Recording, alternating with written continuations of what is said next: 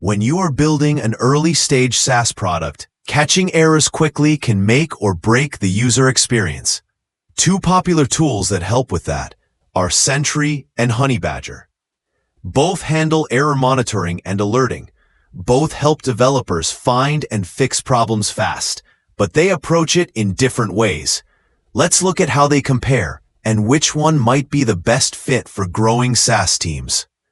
Sentry is one of the most widely used error tracking platforms out there. It captures real-time exceptions, performance data, and user context so developers can see exactly what went wrong and why. You can trace errors through your stack, track slow transactions, and even link issues directly to code commits in systems like GitHub or GitLab.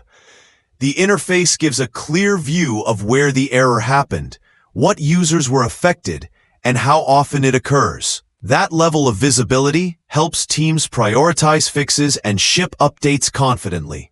Sentry also supports a wide range of programming languages, frameworks, and platforms, from back-end services to mobile apps and front-end JavaScript. For early-stage SaaS teams that want strong technical depth and detailed diagnostics, Sentry provides enterprise-grade capabilities without a heavy setup.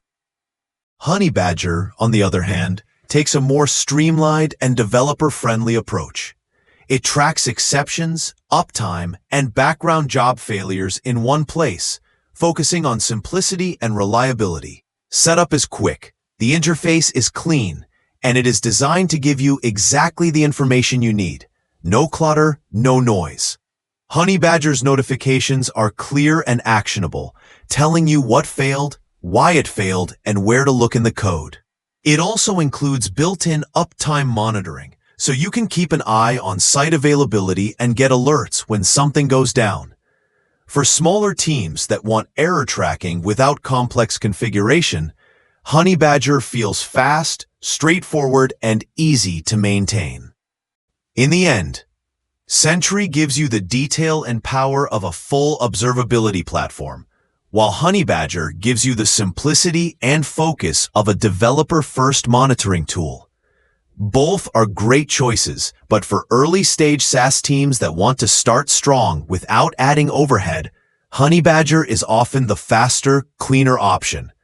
For teams planning to scale aggressively and need rich data across the entire stack, Sentry becomes the long-term investment that grows with your product.